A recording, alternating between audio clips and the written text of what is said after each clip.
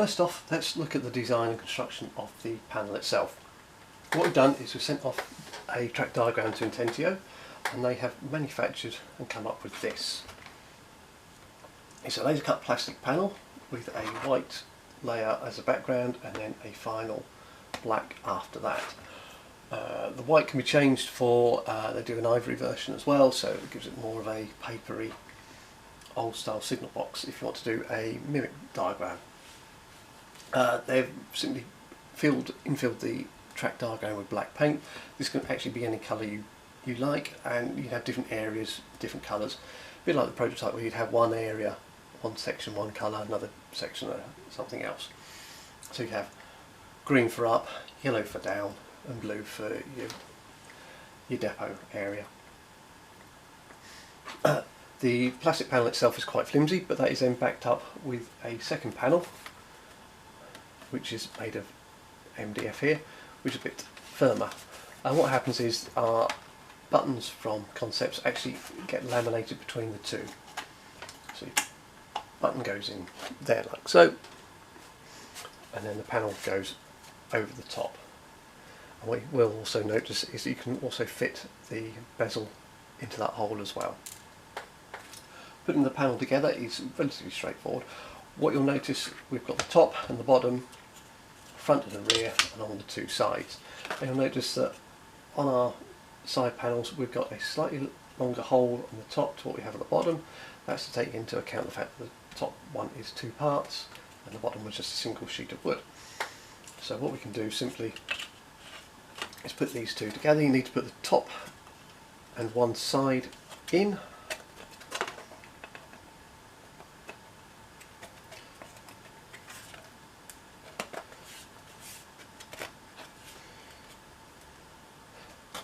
You then put the base in,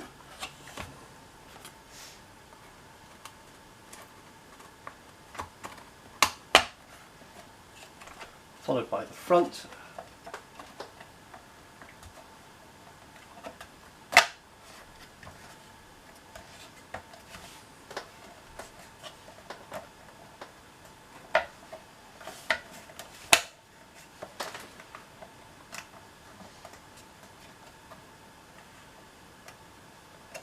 it's quite a tight fit, so you have to get the two layers to be quite nicely sandwiched together.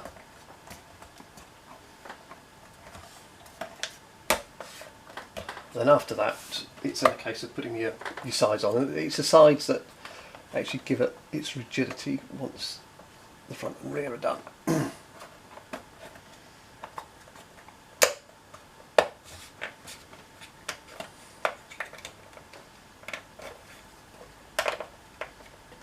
That's one end. And what you'll notice on the other is we've got a cutout here which allows you to access the connections on the side of one of the alpha connections that you will need to plug in and out of.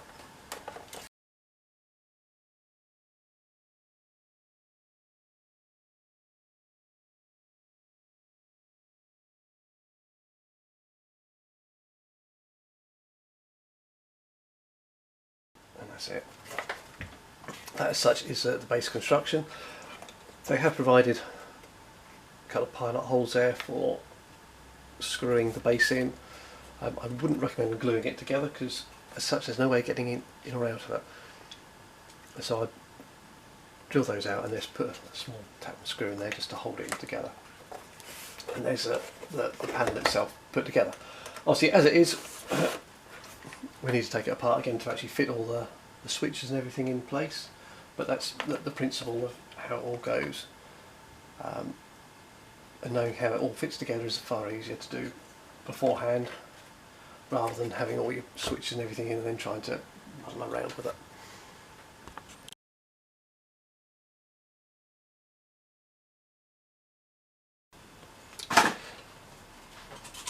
Okay, with some of these they haven't quite gone in as square as they should have, or very easily, so what we do with a hammer, light hammer and a piece of wood, we just carefully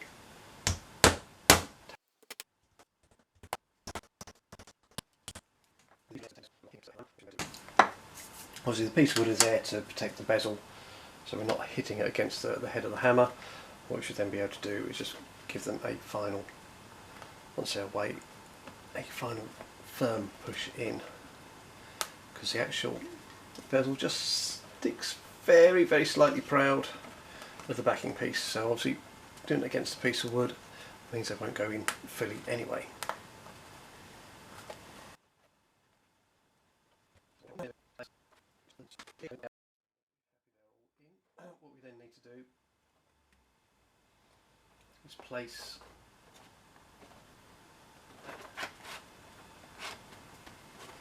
the switches onto the second piece.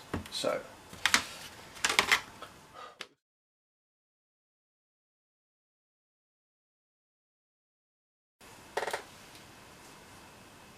right, what we're going to do next is fit the switches onto the panel. This piece of wood goes underneath the main plate. As you see, we've got some indentations here that the wings of the switch will sit into. The little grooves around here are just there to give you an idea of where the PCB from the switch will sit. Just so you know it's not going to overlap too much and get in each other's way.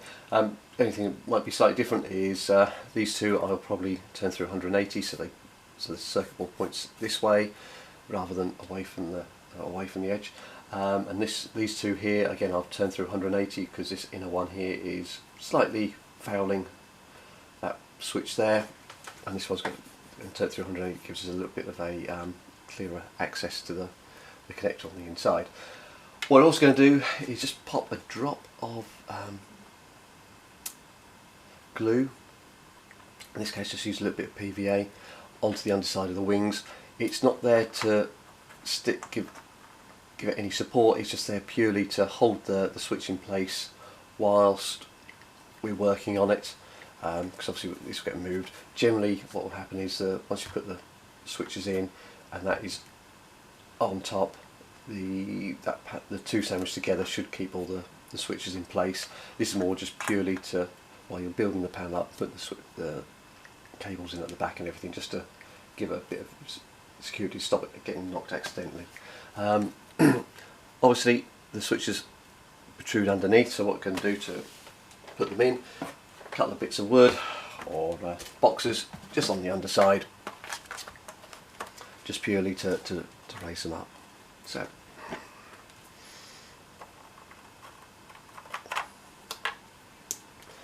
just a drop of PVA, not a stupid amount. So it just needs to be enough that will hold it in place. I mean, to be fair, that's probably a little bit too much, but that will wipe off. You don't want excessive amount. So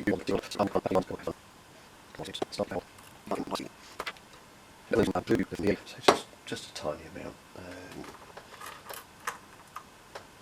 To make things easy, you do want to work in a particular order. So rather than working front to back on these ones, we're going to work back to front, because otherwise it just gets slightly foul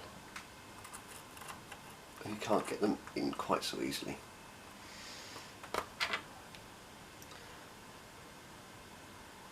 I mean, other than using glue, a bit of PVA, you could use a bit of sellotape or masking tape. The idea of this isn't to fix them in place with it, it's just there to, should we say, tack them in whilst you're then working elsewhere, and just stop them accidentally coming out. And what you should find is that the switch should be then flush basically with the top.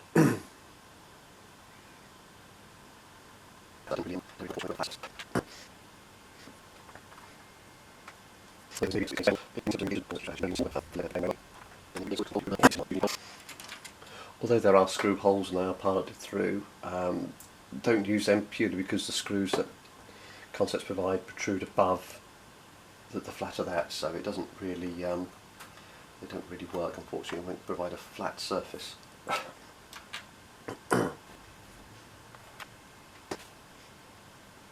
Great thing with using the PVA, because it's going against metal, if you need to remove it, it shouldn't cause a huge amount of damage, and we're only using a small amount of very light amount of PVA in there anyway. So if you need to replace the switch because it's gone faulty or you've broken it, or you decide you want to produce a new panel and reuse the components, you're not ruining the existing part.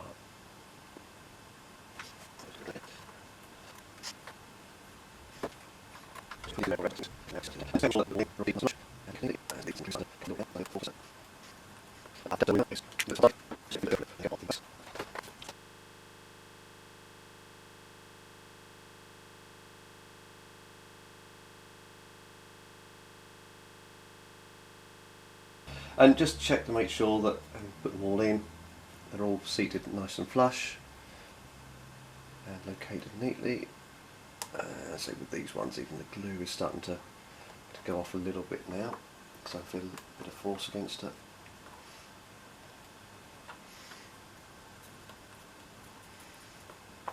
And voila, they're done. So all we do now is simply put them to one side and just wait for the glue to go off properly, and then go on to the base.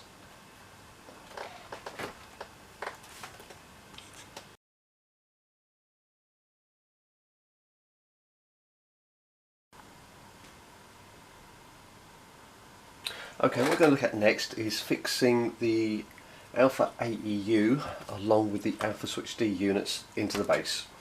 I've put the one side and one back on just to give an idea of space. Intentio have provided a pair of end boards with a cutout which allows you to put the end of the AEU against it, so you can plug and unplug your connections quite easily without actually having to take the board apart all the time, or have them come out through a single access point. Got two. One puts this board central in the panel. The other one puts up to one corner.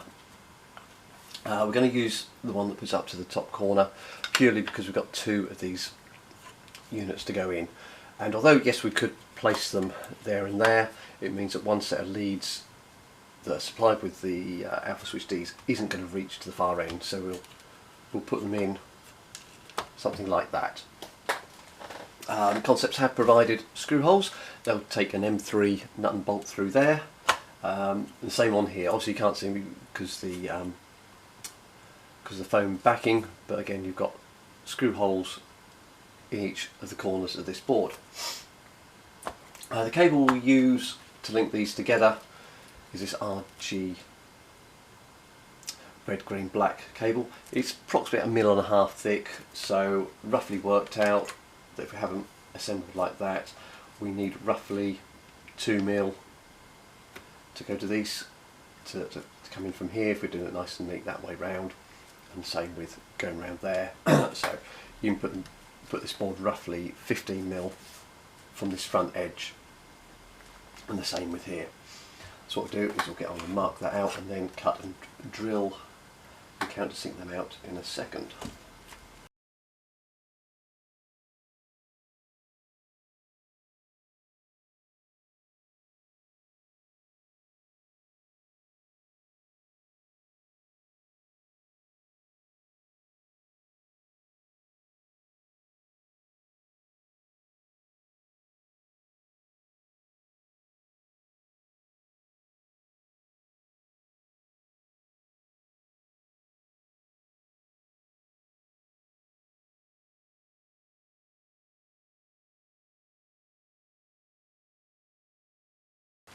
So what we're going to do, having marked out, we're then going to take everything apart, and then with a drill is opener, drill the holes out. So have a piece of board on the underside to drill into, and here we go.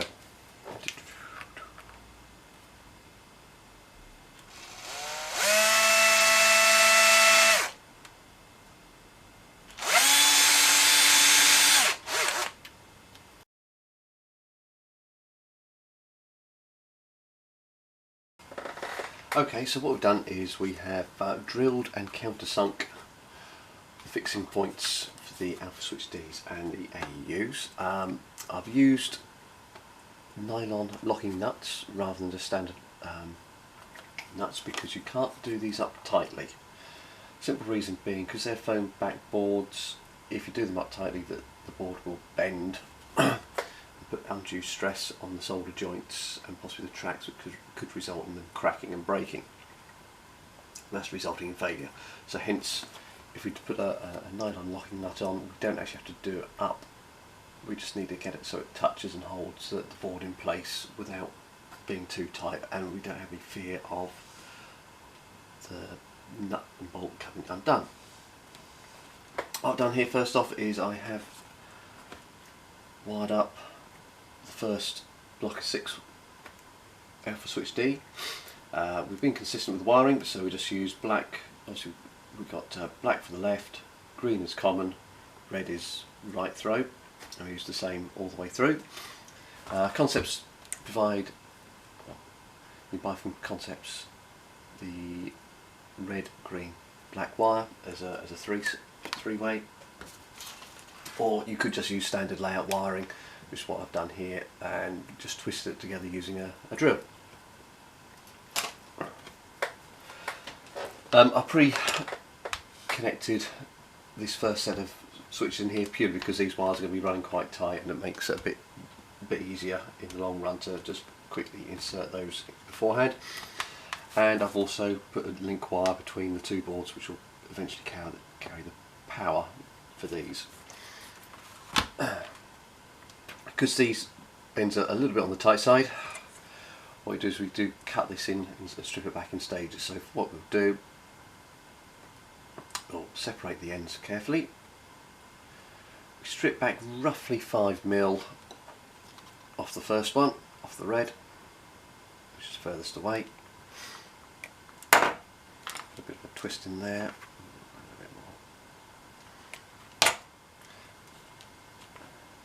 I'll then cut away a bit of the green so it's not quite as long. Again, take out about 3mm, sorry, about 5mm. And finally do the same with the black.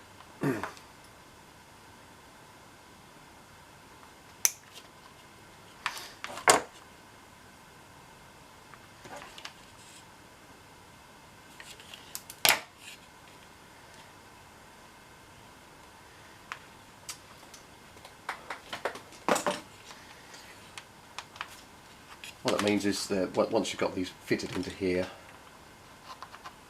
because you're putting on the bend in that direction, there's not so much left coiled up. So fit those in there, put the red one in and do that up.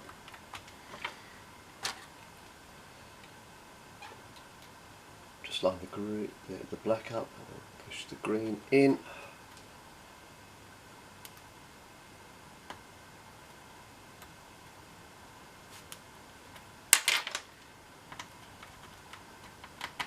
And do those up as well. I just run it alongside the other lead up to here and around, and we'll put approximately, what we'll do, we'll cut this off just so it's roughly towards the back of that, like so. And in this instance we then strip back nearer 10 to 15mm off each strand.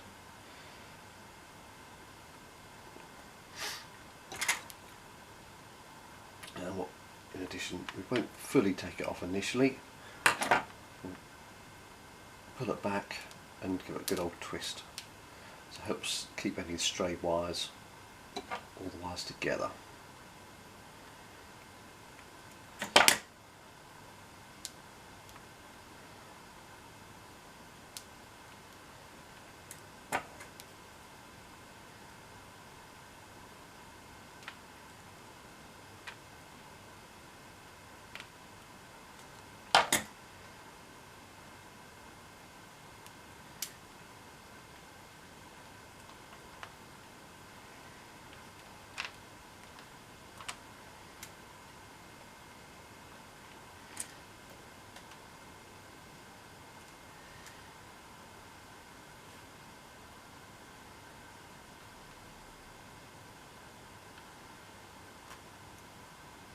of these, what we can do is we get them pushed in and then pull these orange clips back and push it in for finally.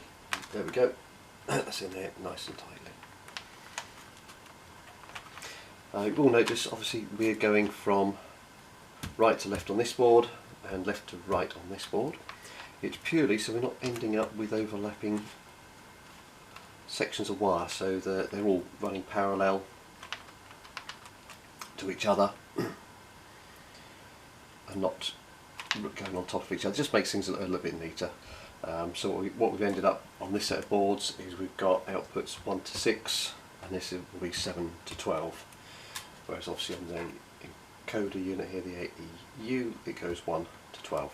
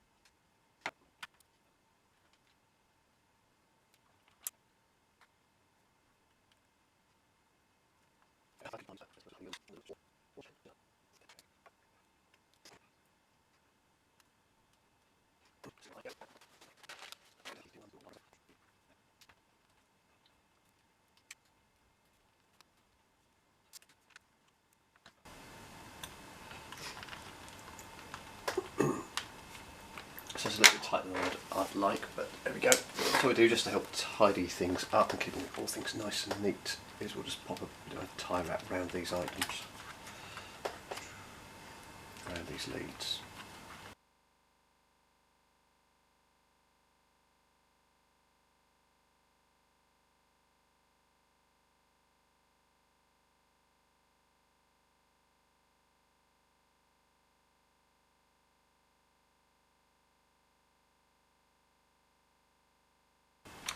And there we have it.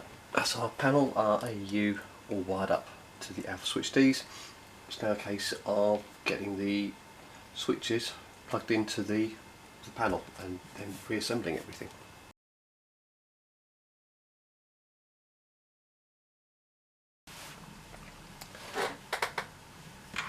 Okay, so having wired up the alpha switch Ds to the alpha panel, it's now worthwhile turning the panel on and just check to make sure it's operational and has the correct addresses set on it.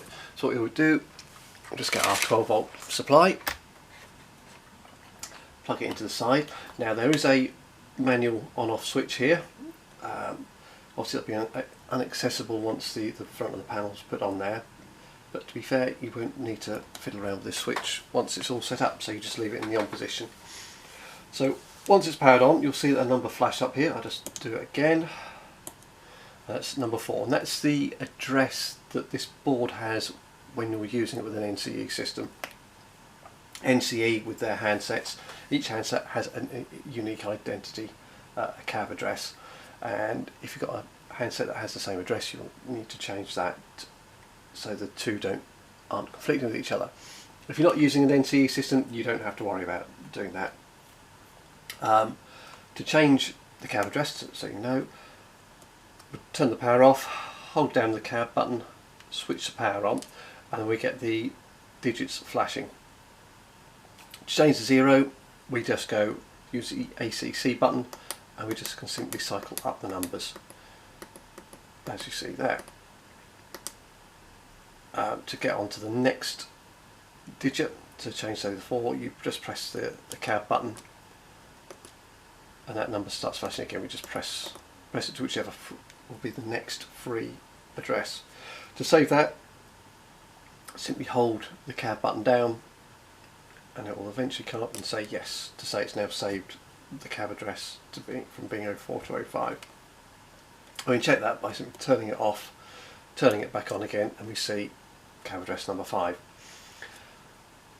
As it comes out of the box, the points it's going to control should be numbers 1 to 12. We can check this a couple of ways, either by connecting a switch up to here, or if we again switch the board off, hold down the ACC button, power it back on again, and it comes up with our start address.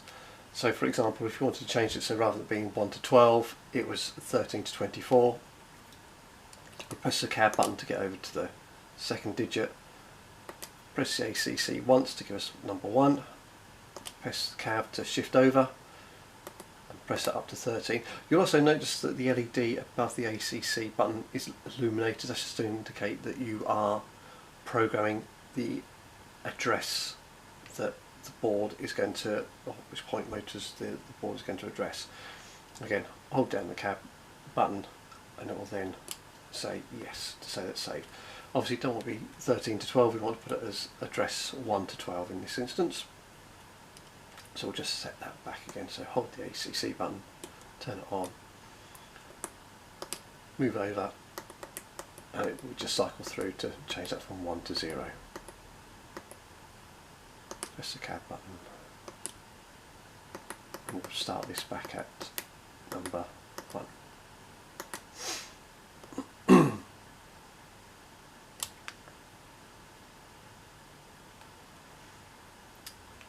Right, what we have also done to power the alpha switch D boards, it's possible to take the power from the link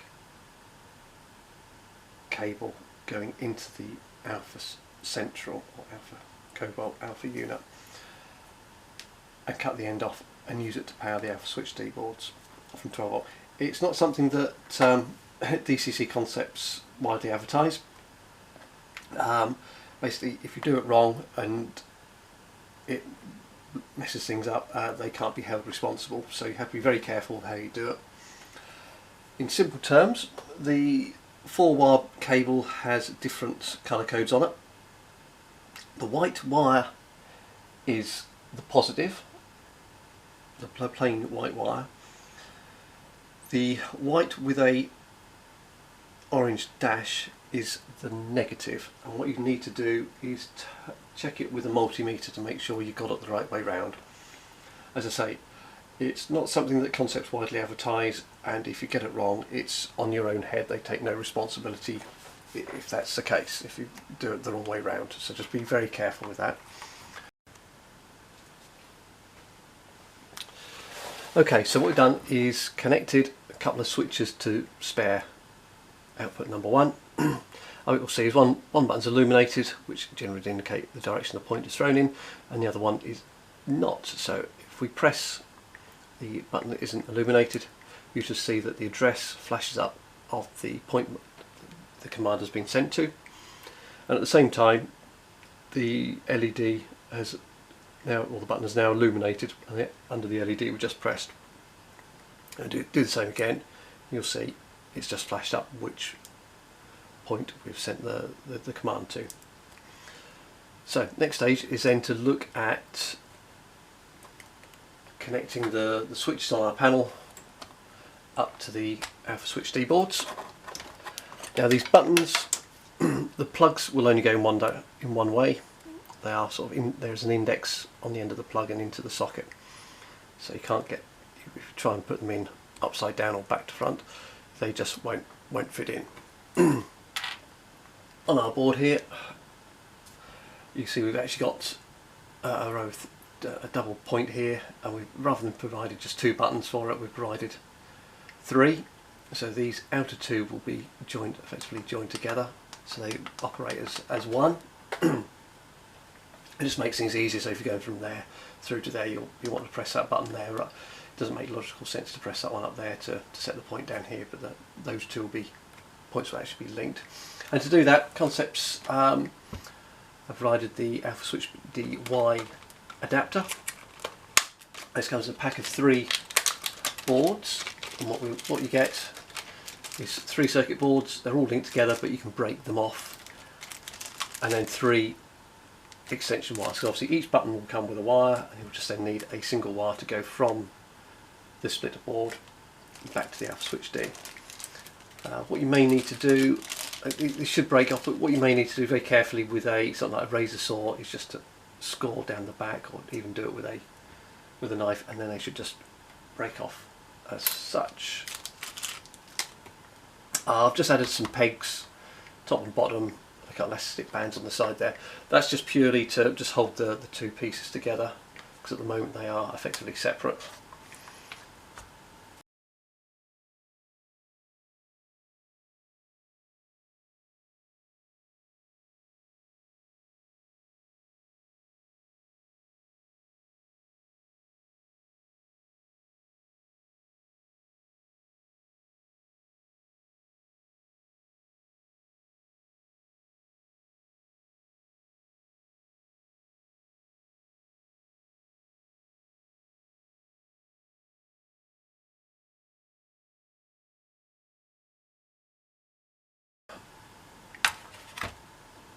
On our board here, because this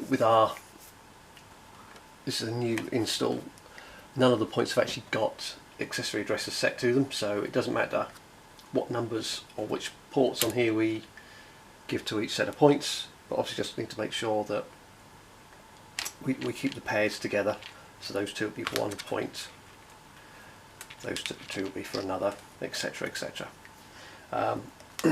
And we'll just organise it, I think, simply be so that the leads reach effectively, as simple as that.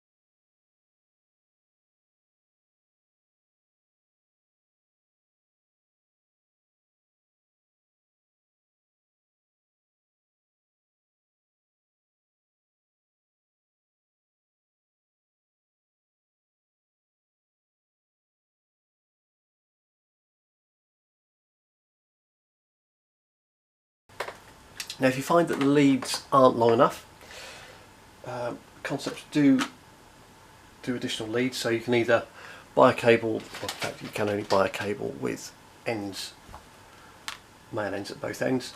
I do it as either 100mm, 200mm or 400mm. If you need to go longer than 400mm, then they do a separate block that allows you to join 2 cables together. But luckily in this case everything's just fitted quite nicely as it should do. Everything's all within reach. So what we'll do, just put the board up there like so you can just see it, and plug it all in.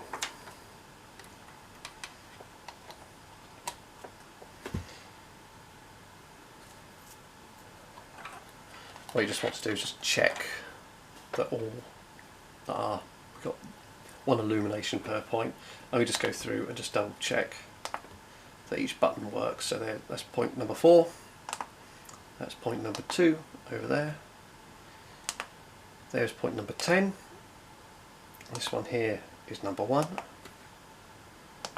this here is number 3, and then over here we've got number 9,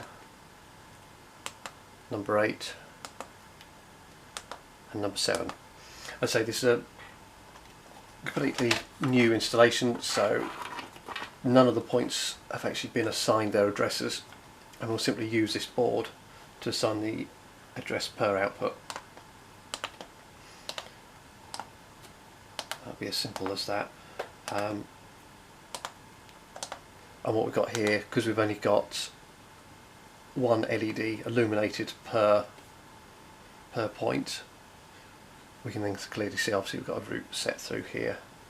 Just follow the illuminated LEDs like so. And we just now need to put all the panel back together again.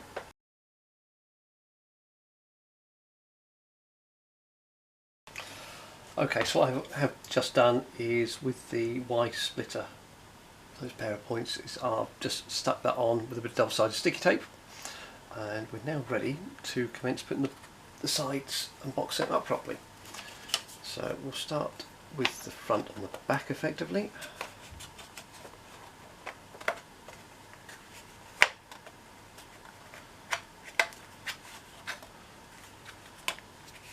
Come back in there.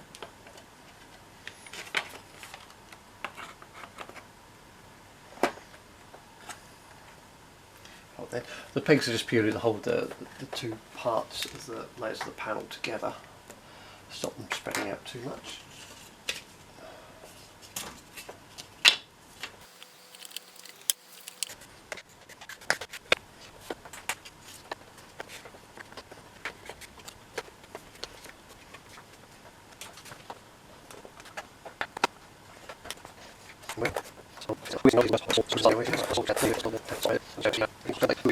Panel fitted together.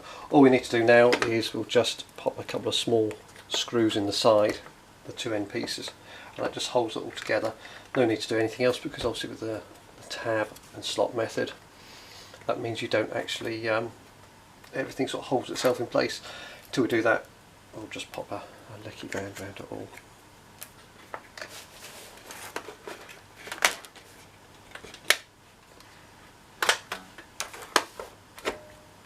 And there we go, one finished panel.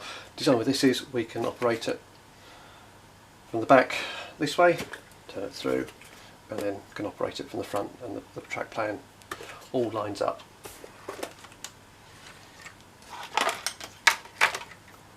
Take our power supply in there, and away we go.